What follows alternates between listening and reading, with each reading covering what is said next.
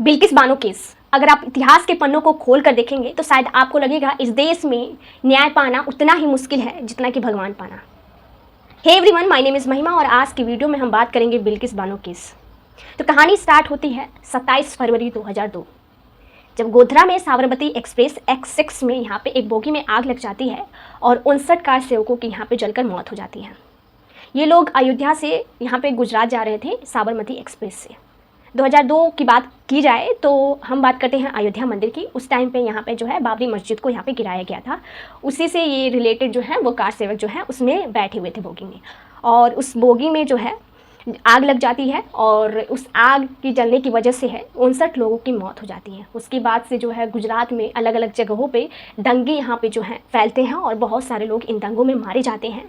करीब यहाँ पे जो है कम से कम देखा जाए तो हज़ारों लोगों की मौत होती है। यहाँ पे बहुत सारे लोग घायल होते हैं। कई ऐसे लोग थे जो अपने घर से जो है भाग जाते हैं, बिछड़ जाते हैं और उनका कभी भी यहाँ पे जो है पता नहीं मिल पाया आज तक कि वो कहाँ गए, मतलब कि गए तो गए कहाँ पे। उसी बीच जो है बिल्किस बानो और उनकी फैमिली के 15 मेंबर घर छोड़कर यहाँ पे जो है भागने की कोशिश करते हैं 28 फरवरी को।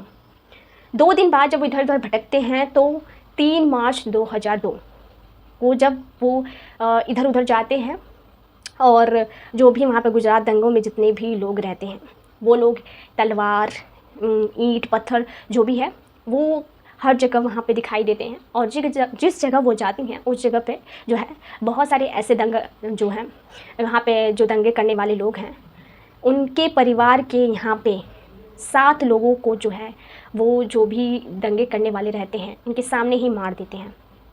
और मारने के बाद जो भी उनकी फैमिली में बचती हैं 5-6 लोग जो भी औरतें रहती हैं उनके साथ मारपीट प्लस उनके साथ गैंगरेप किया जाता है।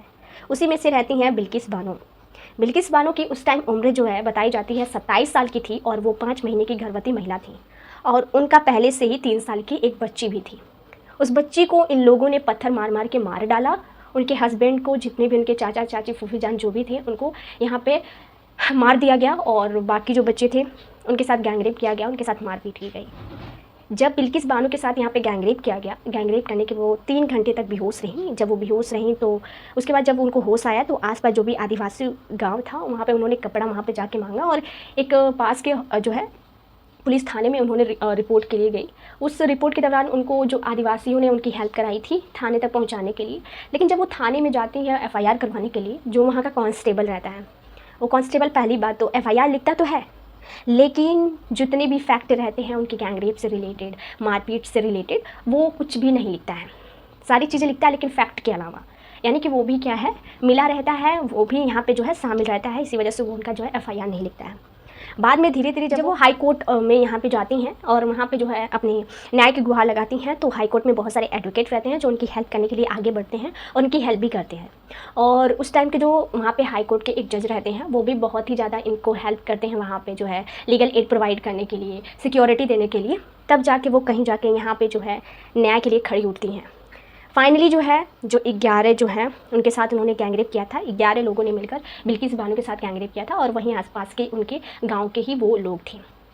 लेकिन यहाँ पे जो है बाद में जो है 2011 में जो है गुजरात हाई कोर्ट जो है जितने भी 11 जो यहाँ पे लोग रहते हैं जिन्होंने बिल्किस बानो के साथ गैंगरेप किया रहता है उनको उनके अच्छे बिहेवियर और अच्छे काम की वजह से उनको रिहा कर देते हैं। और बॉम्बे हाई कोर्ट भी इस जो भी यहाँ पे गुजरात हाई कोर्ट का जो जजमेंट है उसको बरकरार रखती है, वो भी इसको मानती है। लेकिन जब ये जो मामला है 2024 में सुप्रीम कोर्ट में जाता है तब यहाँ पे जो है सुप्रीम कोर्ट इस फैसले को यहाँ पे नल एंड वॉइड करार देती है। मतलब कि सुप्रीम कोर्ट बोलती है कि आप किसी भी गैंगरेप आरोपी को यहाँ पे उसके बिहेवियर अच्छे होने से, उसके जो भी काम करने के अच्छे से आप यहाँ पे उसको रिहा नहीं कर सकते हैं। बाद में सुप्रीम कोर्ट का 2024 में यहाँ पे फैसला आता है कि फिर से जो है उन आरोपियों को फिर से जेल भेजा जाए, यानी कि फिर से जो है सुप्रीम कोर्ट हाई कोर्ट के फैसले को यहाँ पे सुपरसीड करते हुए जो है फैसला सुनाती है और वापस से उन्हें जेल भेजती है। लेकिन आपको बता दें कि जब ये 11 आरोपी बाहर आए थे तो इन्हीं 11 लोगों को बीजेपी के कार्यकर्ताओं ने माला यहाँ पे जो है पहनाकर उनका स्वागत किया था। और इस टाइम के 2002 के जो आपको पता है जब गुजरात दंगे हुए थे वहाँ के मुख्यमंत्री नरेंद्र मोदी थे। और ये भी कहा जाता है कि इन जो है दंगों में असल हाथ जो है वहाँ के चीफ मिनिस्टर का ही है। लेकिन आज तक ये प्रूफ नहीं हो पाया, ये बस कहा जाता है। अगर प्रूफ होता तो समझ आता। लेकिन इस गुजरात दंगों के बाद जो है चीफ मिनिस्टर के जो है भाव और बढ़ गए थे और उसके बाद से इनकी जो है पॉपुलैरिटी और बढ़ गई थी और इसी वजह से इनको बहुत लोगों ने जानना स्टार्ट कर दिया था। मैं क्या ही बोलूँ, छोड़िए, जाने दीजिए।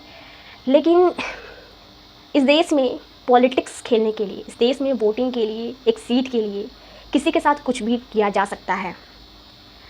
आपकी लाइफ का यहाँ पे कोई गारंटी नहीं है।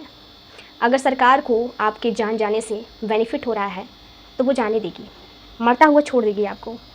तो इसलिए कहा जाता है कि किसी भी पार्टी का यहाँ पे अंधभक्ति से आप लोग सपोर्ट मत करिए, क्योंकि यहाँ पे जो है सरकार कभी किसी का नहीं हो सकती है। सरकार किसी का जो है भला नहीं कर सकती है। अगर आपके मरने से सरकार का बेनिफिट होगा तो आपको मरता छोड़ देगी। आप ये जरूर देखिए कि हिंदुत्व शर्मिष्ठा पनौली करती थी, लेकिन जब उनकी गिरफ्तारी की बात हुई तो कोई आगे बढ़ा ही नहीं। तो यही होती है, सरकार किसी की नहीं होती है। तो ये बात याद रखिए। और इस देश में बिल्किस बानो जैसी जो है महिलाएं अपने खुद के न्याय के लिए, जबकि वो यहाँ पे बिल्कुल निर्दोष होते हुए भी 22 साल लग जाता है उनको अपने आप को निर्दोष साबित करने के लिए। तो यही हाल है देश के कानून न्याय व्यवस्था का। बाकी बस वीडियो इतना ही। अगर अच्छा लगे तो please like, share and subscribe कर दीजिएगा। Thank you so much.